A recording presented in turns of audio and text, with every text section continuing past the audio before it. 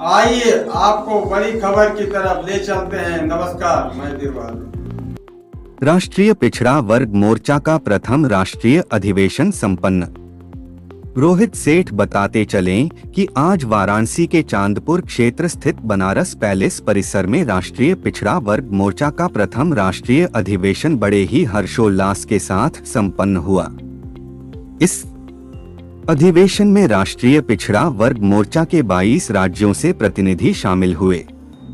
कार्यक्रम में जाति आधारित जनगणना और ओबीसी की जाति आधारित जनगणना संख्या के अनुपात में हिस्सेदारी तथा ओबीसी को एट्रोसिटी प्रिवेंशन एक्ट लागू कराने की मांग पूरे जोर शोर से उठाई गई।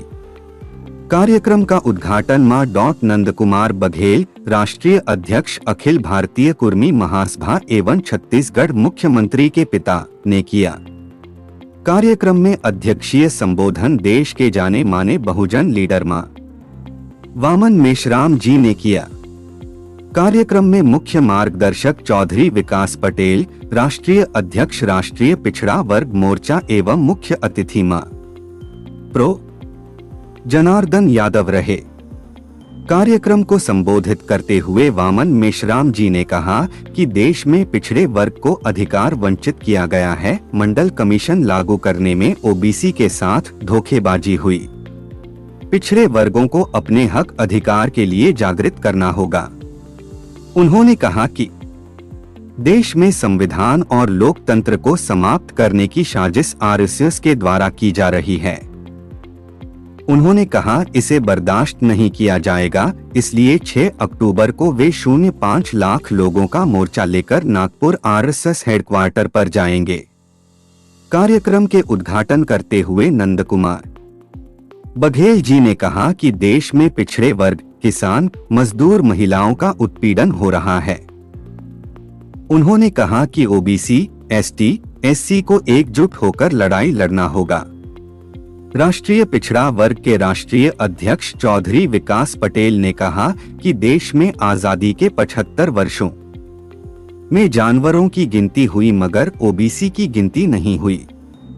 उन्होंने कहा कि देश में एक ओबीसी प्रधानमंत्री होने के बावजूद ओबीसी की गिनती न होना दुर्भाग्यपूर्ण है और यह ओबीसी के साथ धोखेबाजी है। उन्होंने कहा कि इस धोखेबाजी के विरोध में जानवरों की गिनती हुई मगर ओबीसी की गिनती नहीं हुई। उन्होंने कहा कि देश में एक ओबीसी प्रधानमंत्री होने के बावजूद ओबीसी की गिनती न होना दुर्भाग्यपूर्ण है और यह ओबीसी के साथ धोखेबाजी है। उन्होंने कहा कि इस धोखेबाजी के विरोध में तथा जाति आधारित जनगणना तथा संख्या के अनुपात में हिस्सेदारी की मांग को लेकर 6 अक्टूबर को वामन मेश्राम जी द्वारा घोषित आरएसएस हेडक्वार्टर घेरों आंदोलन में राष्ट्रीय पिछड़ा वर्ग मोर्चा लाखों की संख्या लेकर शामिल होगा। इसके साथ ही 28 नवंबर को भारत बंद भी किया जाएगा। बनाने का और फिर सीखा योग और प्रयोग का मामला।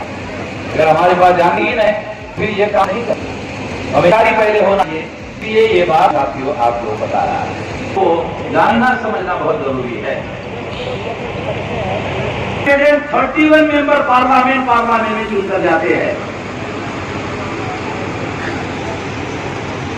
131 जाते हैं। 22.5% 1932 चुनकर जा रहे हैं।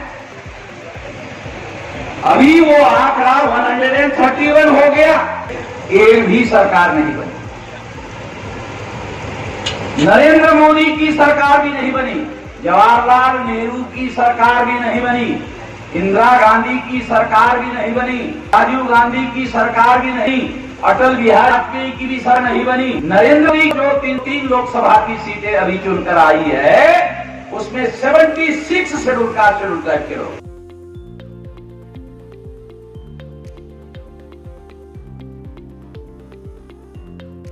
विक्रम पटेल, जिला अध्यक्ष राष्ट्रीय पिछड़ा वर्ग मोर्चा वाराणसी। विक्रम जी, आज किस तरह कार्यक्रम किया जा रहा है? आज राष्ट्रीय पिछड़ा वर्ग मोर्चा का प्रथम राष्ट्रीय अधिवेशन यहाँ पर चांदपुर कलेक्ट्रेट फार्म में आयोजित किया गया है, जिसमें देश के 22 राज्यों के प्रतिनिधि सम्मिलित हो रहे हैं। क्या उद्देश्य है इस सम्मेलन का? इस सम्मेलन का प्रमुख उद्देश्य ओबीसी समाज का कोई राष्ट्रीय स्तर का नेतृत्व न होने की वजह से हमारे ओबीसी समाज के साथ बहुत सारी नाइंसाफी हो रही है। उसमें प्रमुख रूप से जाति आधारित जनगणना और संख्या के अनुपात में हिस्सेदारी और ओबीसी समाज के साथ जो अत्याचार अन्याय हो रहा है उसको रोकने के लिए हम लोग मांग रहे हैं कि ओबीसी एट्रोसिटी प्रिवेंशन एक्ट लागू किया।